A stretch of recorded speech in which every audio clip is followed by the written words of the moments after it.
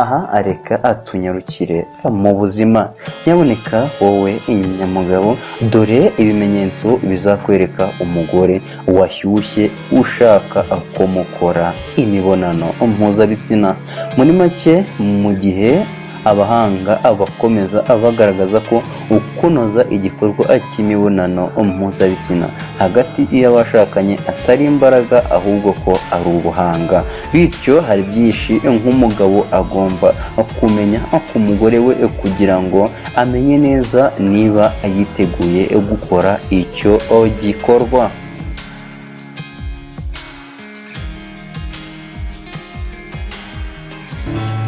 Mbere na mbere mu gutegura umugore, umugabo agomba gukora ibishoboka byose kugira ngo umugore agire ubushake cyane, akumva ashaka icyo gikorwa.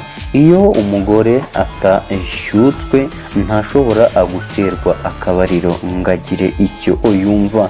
Iyo umukobwa ashyutswe amabere arakomera, imoko zikirega. Hano n'umugore abigiramo uruhare, akaba yayakoraho cyane kuko bituma arushaho kumwiyumvamo, ubushake bukarushaho kwiyongera.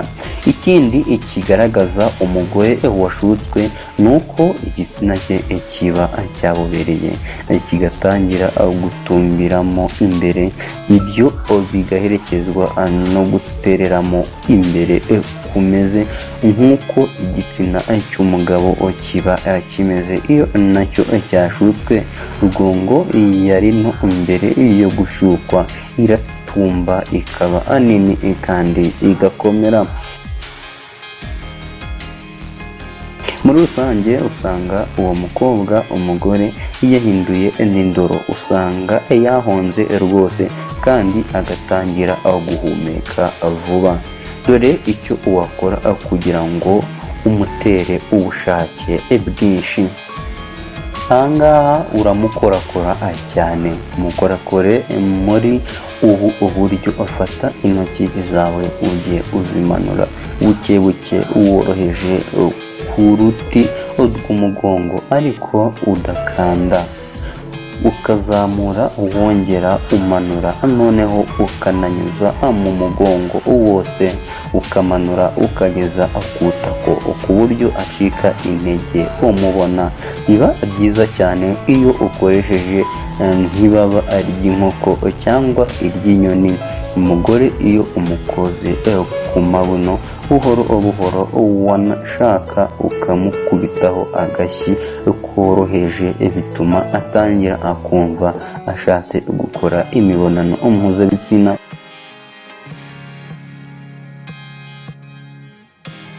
Ikindi, ufata umugore wawe ukamuhobera, ukamwegereza ku buryo imibiri yanyu mwembi ikubanaho, noneho ukajya umwongerera mu gutwi buhoro cyane cyane, usa nk'uwahagira agake. Washaka ukamukozaho ururimi mu gutwi, kubikobokobo no mu ijosi. Ibi ni ibintu bizagufasha. Si ibi gusa kandi hari n'ibindi bice nabyo byongerera umugore ubushake bwo gukora imibonano mpuzabitsina, birimo inda n'umukondo, kumusoma inkengero z'amaso, amazuru n'umunwa, no kumukora mu misatsi, ku nda no ku mukondo. Ushobora kuhakorakora, kuhasomagura no gukozaho umutwe w'ururimi. Twihuse rero, reka atunyarukire ku bimenyetso 5 bizakwereka ko umugore wawe yifuza ko umutera akabariro. Nyaboneka wowe nyamugabo cyangwa se wowe musore, ibi ngibi ushobora kuba ubibona ariko ukabirenza ingohe, kandi umugore wawe muri make yashize. Kandi muzi ko ukuvuga kw'abagore biva kure, noneho byagera kuri rangingoho umugore biragoye ko yakubwira ko abikeneye. Bisanzwe bizwi ko abagore ari abantu bigoye kumenya ibyiyumvo byabo.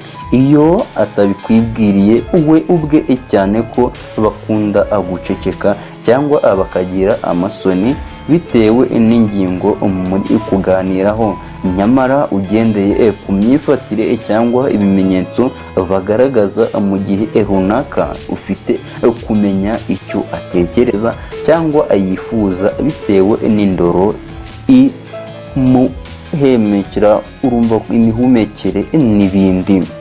Aha turareba bimwe mu bimenyetso umugore ashobora kugaragaza mu gihe yifuza ko mwatera akabariro, bitewe n'uko imyitwarire uba ubona mu gitanda mu gihe cy'igikorwa nyirizina ishobora kuba imwe. Byakugora kumenya niba ari ukwishimira igikorwa cyangwa uburyo bwo kukubuza guhagarika ku byo urimo gukora.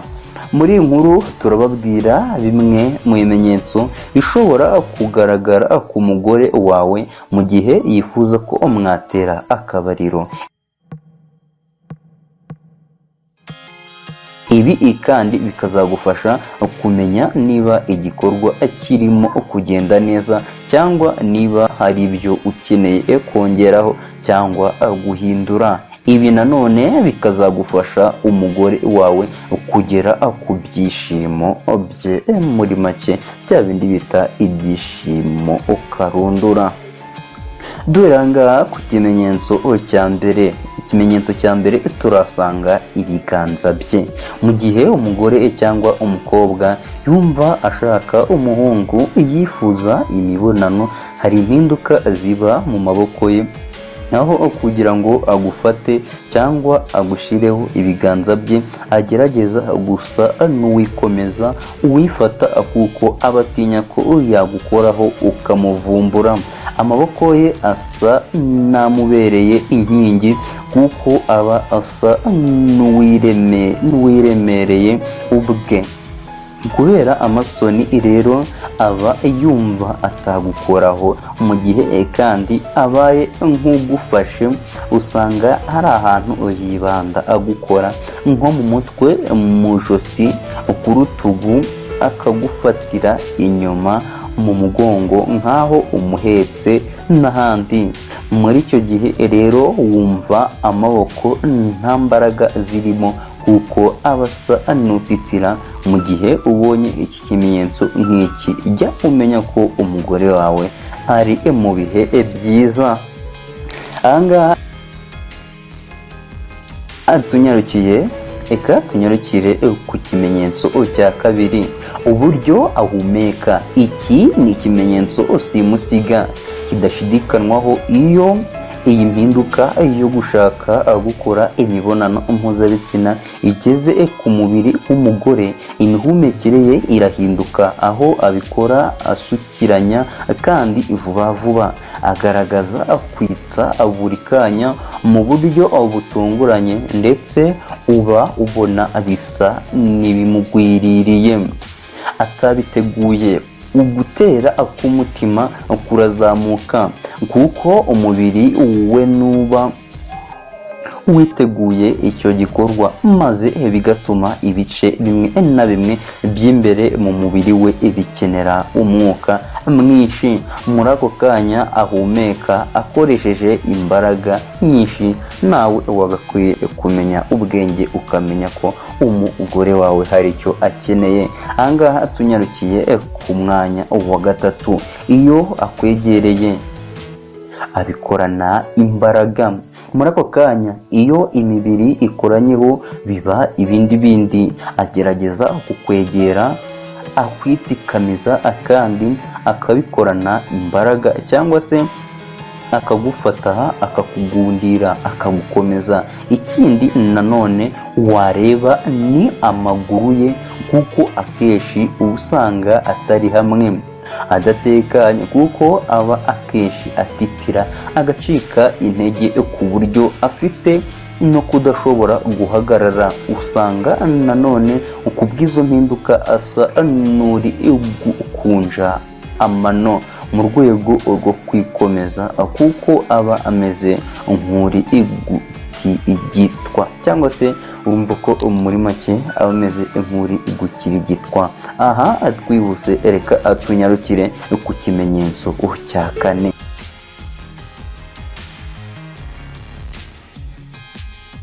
Ikimenyetso cya kane urasanga imikorere y'ikibuno. Ikindi kandi kizakubwira ko umugore yakwifuje ni igihe muri mu gikorwa nyirizina, aho usanga nawe ashishikaye kandi akabikorana umurava. Usanga ahanini ibyo ukora nko gusunika igihe utera akabariro nawe abikora, ndetse yewe akanakora ibyo twita kunyonga kugeza murangije mwese. Mu gihe rero ubonye arimo akwigana muri icyo gikorwa, menya ko birimo bigenda neza kandi ko ugomba nawe kumufasha kugera ku musozo w'ibyishimo bye. Mu gihe rero uzabona bitagenda uko, uzamenye ko hari ikibura kugira ngo mugere ku byishimo byanyu mwembi. Reka tunyarukire ku mwanya wa gatanu, ari nawo uwa nyuma. Imbere muri we, iki kikaba ari ikimenyetso nacyo usimusiga. Mu gihe ugiye kurangiza, iyo yishimye nawe ahita yiyumvamo igikorwa kigiye kuba, nibwo wumva imitsi y'imbere mu gitsina cye ibaye nk'ikwiyaka, maze koko niba yaryohewe aragufata akagukomeza cyane, kuko igitsina cyane kiba kiri gukora kuri utwo dutsi bitewe nuko uri gusunika, maze akumva arabyishimiye. Ibi rero ntabwo ari ku bagore bose bigaragaraho kuko batandukanye. Icya mbere ni ukumenya icyo umugore wawe akunda, ndetse ukareba na bimwe mu bimenyetso by'umubiri we bitewe n'ingingo mwagiranagaho. Niba ubonye nta mpinduka biri gutanga, itonde urebe ubundi uburyo wakoresha bituma mwese mwiyumvanamo, mugakora igikorwa mwese mukishimiye. Nyamuneka ibi biganiro, ikintu nagusaba comment, share, kugira ngo tumenye niba turi kugendana gatanu kuri gatanu.